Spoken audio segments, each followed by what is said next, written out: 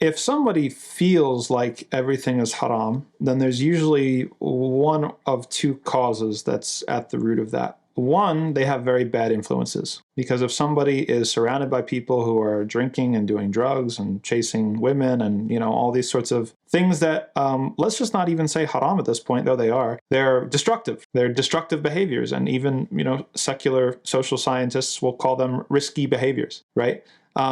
So if somebody wants to sin, right, and those are the things that are really, really important to that person, then yeah, maybe it does feel like everything is haram to them. And that's just a condemnation of kind of where they're at in their lives and their sorts of influences, that the things that they're continually drawn to do are these sorts of things. Life is more than that. You're going to get more satisfaction in life out of being an honest, trustworthy person than you are if you sleep with 1,000 women.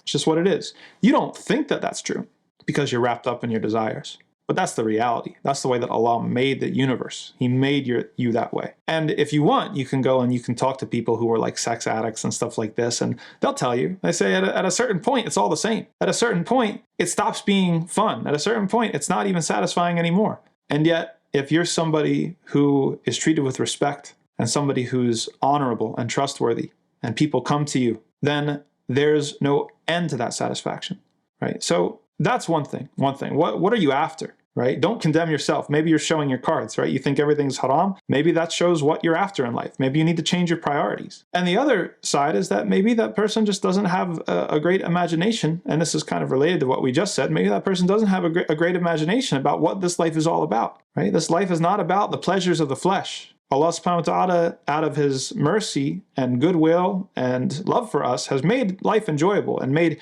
most of the things that we can possibly do on earth, permissible for us and enjoyable, right? And He's only put a couple things behind this kind of line and said, no, stay away from those. Not arbitrarily, because they're actually harmful to you. So a lot of times it's our own poor imagination about what this life is, right? There's so much more to live for.